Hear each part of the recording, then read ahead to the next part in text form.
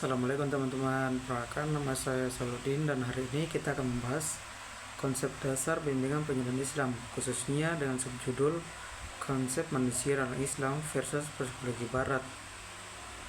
Nah, yang pertama-tama mari kita pahami apa itu bimbingan penyuluhan Islam. Ini adalah proses membantu individu atau kelompok untuk mengembangkan potensi diri sesuai dengan ajaran Islam yang melibatkan aspek spiritual, emosional, dan sosial. Salah satu konsep dasarnya adalah pandangan tentang manusia itu sendiri. Nah, dalam Islam manusia dipandang sebagai makhluk yang memiliki fitrah atau naluri asli untuk mengenal Allah, dan ruh adalah jiwa yang abadi, akal, pikiran untuk berpikir dan memilih, dan nafsu adalah dorongan hawa nafsu yang perlu dikendalikan. Nah, dalam Al-Quran surah Al-A'raf ayat 172 mengatakan bahwa manusia diciptakan dengan fitrah yang lurus tetapi bisa menyimpang karena lingkungan atau pilihan. Jadi, penyuluhan Islam fokus pada pengembalian ke fitrah melalui ibadah, zikir, dan nasihat berdasarkan Al-Quran dan Sunnah. Tujuannya bukan hanya kesehatan mental tetapi juga keselamatan akhirat. Nah, sekarang kita akan bandingkan dengan psikologi Barat.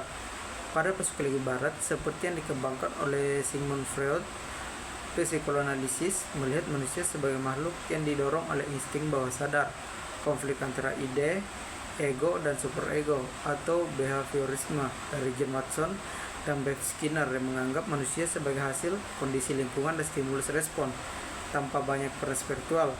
Psikologis kognitif seperti dari Aaron Beck fokus pada pikiran dan emosi sebagai penyebab masalah dengan terapi seperti CBT atau Cognitive Behavioral Therapy yang mengubah pola pikir tanpa unsur keimanan.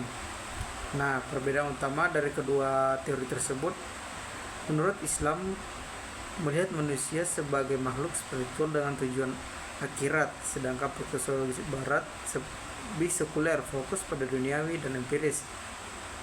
Dalam penyuluhan Islam, kita integrasikan iman untuk solusi holistik, bukan hanya terapi. Misalnya jika seseorang depresi karena dosa, penyuluhan Islam sarankan taubat dan salat, bukan hanya obat atau terapi.